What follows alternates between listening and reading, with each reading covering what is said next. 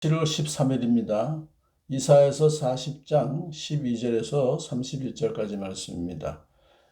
이사야서 40장 1절에서 11절까지 말씀에서 하나님께서 포로로 잡혀가는 이스라엘 백성들을 귀환시키시겠다 약속하셨어요. 그런데 과연 엄청난 그런 일을 어떻게 하나님이 하실 수 있을까에 대한 답을 오늘 해주십니다.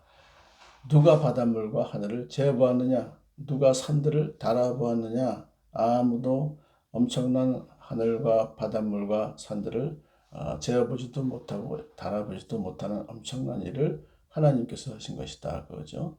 누가 주님의 영을 헤아릴 수 있겠으며 주님의 좋은 자가 되어 그를 가르칠 수 있겠느냐? 그가 누구와 의논하시는가? 누가 그에게 지식을 가르쳐 드리며 슬기로운 처세술을 가르쳐 드리는가?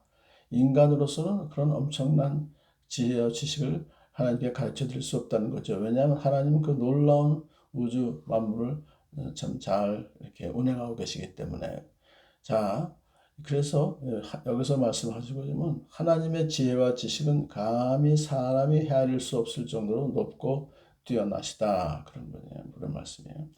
두 번째로 하나님이 어떤 분이신가요? 그에게는 문나라가 고작해야 두레박에서 떨어지는 한 방울 물이다. 저울 위에 티끌과 같을 뿐이다. 섬들도 먼지를 들어올리듯 가볍게 들어올리신다. 이것은 뭐냐 하면 온 세상 나라가 아무리 크고 위대하다 할지라도 하나님 앞에서는 먼지에 불과할 뿐이다. 그러니까 그 당시 아수르나 바벨론이나 페르시아나 그런 제국이 영원할 것처럼 의시되지만 모두 역사의 뒤안길로 사라져 버릴 것이다. 그 앞에 서는 모든 민족이 아무것도 아니며 그에게는 사람이란 전혀 없는 것이나 다름없다. 하나님은 역사의 주관자이시고 엄청난 큰 위대하신 분이다. 그런 뜻이죠. 세 번째는 하나님은 우상과 비교할 수 없으신 분이다 하는 것을 말해요. 우상이란 대장장이가 부어 만들고 도금장이가 금을 입히고 은사슬을 만들어 걸친 것이다. 금, 은을 구할 형편이 못 되는 사람은 썩지 않는 나무를 골라서 구하여 놓고 넘어지지 않을 우상을 만들려고 숙련된 기술자를 찾는다. 그러니까요, 우상은 사람이 만든 허상뿐이라서 사람을 지켜주지도 못하고 사람을 지도하지도 못하는 거예요. 오히려 사람이 우상을 지탱해 줘야 되는 것이에요. 따라서 우리가 믿고 따르고 섬겨야 할 분은 오직 하나님 한 분뿐이다. 네 번째는 하나님의 세상의 권력자와 비교할 수 없는 분이다. 하나님은 세상의 권력자와 비교할 수 없으신 분이다. 땅 위에 저 푸른 하늘에 계신 분께서 세상을 만드셨다. 땅에 사는 사람들은 하나님 보시기에는 메뚜기와 같을 뿐이다. 하나님은 통치자들을 허수아비로 만드시며 땅의 지배자들을 쓸모없는 사람으로 만드신다. 세상의 통치자들은 풀포기와 같다.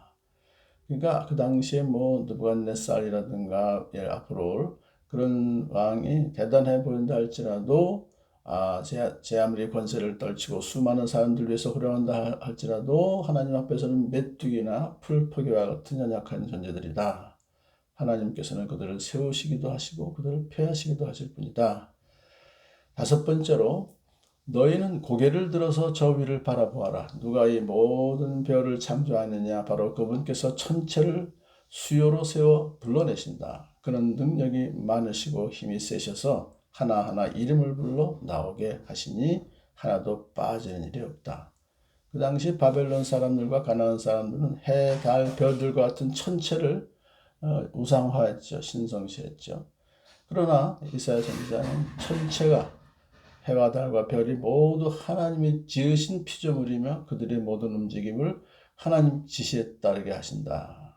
허탄한 신화에 기초한 우상 숭배의 어리석음을 지적하면서 하나님이 우주를 창조하신 분이시고 인류를 창조하신 분이시고 이스라엘 민족을 구별해서 하나님 백성으로 삼으신 분이시다. 하나님은 앞으로 메시아 시대가 오게 할 모든 환경을 조성하시는 분이다. 창조주와 조성자와 보존자이신 하나님이 인류의 구속주이신 것이다. 그런 우상이 그것을 할 수 없다. 이처럼 위대하신 하나님이시기 때문에 바벨론 포로 생활을 마치게 하시는 것도 하실 수 있고 온 인류를 구속하실 수 있는 분이시다. 그렇게 강조하셨습니다.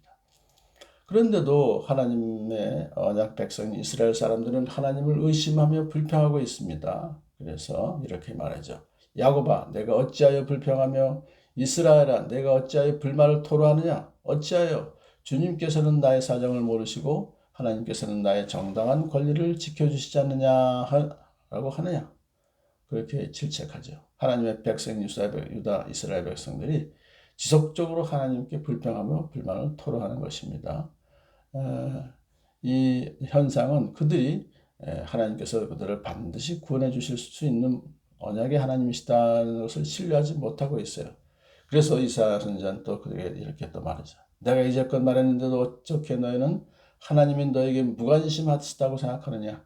하나님은 우리와는 전혀 다르신 분이시다.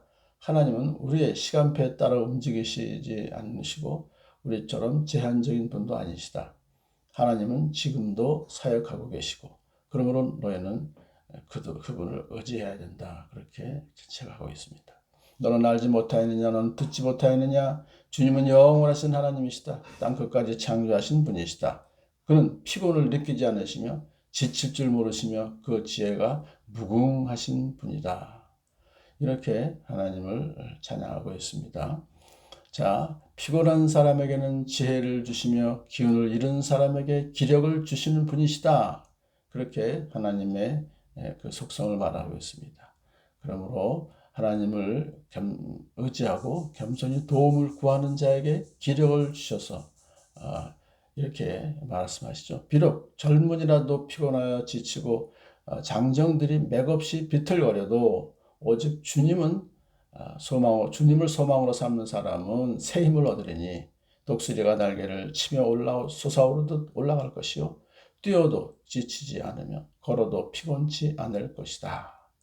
여기서 주님을 소망하는 사람, 오직 주님을 소망하는 사람이 어떤 사람입니까? 하나님을 전적으로 의지하며 모든 일을 결정할 때 그 결정권을 흔쾌히 하나님께 드리는 사람입니다. 하나님의 능력으로 구원받을 것을 확신하는 자이며 약속을 반드시 이루실 것을 믿는 그런 사람들에게 하나님께서 이렇게 엄청난 은혜를 베풀어 주십니다. 오늘도 독수리가 날개를 치며 올라가며 뛰어도 지치지 않는 걸어도 피곤치 않는 복된 하루를 지내시는 여러분 되길 축복합니다.